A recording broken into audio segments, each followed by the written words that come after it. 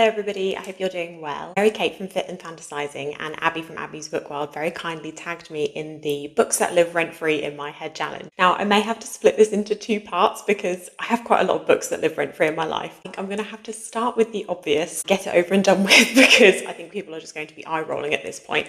Empire of the Vampire by Jay Kristoff is absolutely a book that lives rent-free in my brain. I cannot stop thinking about this book. I think about it every day. The artwork, writing, the characters, the plot, everything about this book is perfection. I have no notes. It is perfection. This book is the best thing I've ever read. Hands down, the best thing I've ever read. I'm completely in love with it. I knew from the first sentence that I would be in love with it forever. I will be rereading it over and over again for many years to come. Can't go a day without thinking about it. It's my entire life and my personality.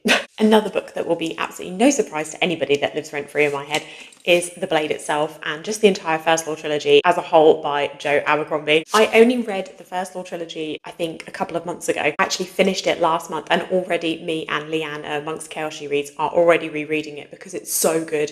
It immediately became one of my favourite series of all time. This is grimdark at its finest and the best character work I've ever seen in a series. This is stunning. These are not nice characters. These are bad, inherently bad characters. No redeeming qualities.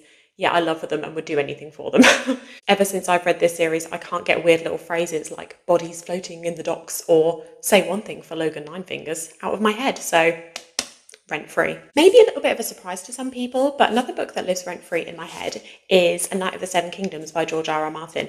This is a collection of 3 short stories which are set in Westeros. I just loved these little stories. You've kind of got all the political intrigue of Game of Thrones sort of happening in the background, and it's not really in the forefront of this story, but you've got the most incredible characters, Dunk and Egg, just off on little adventures together. Their connection and their banter and their really sweet relationship with each other is just everything I need and more. This felt really cozy and whimsical, but it did have dark moments, and though not as hard-hitting and as gritty as Song of Ice and Fire, the rest of the stories from that, it still really packed a punch in these short stories, and I cannot get Dunk and Egg out of my head. So this book. Ever since reading this on holiday in February, I cannot stop thinking about Blood Over Brighthaven by M.R. Wong. This book was incredible. Incredible magic system, incredible characters, and a really good discussion on so many different topics and themes. This was executed beautifully.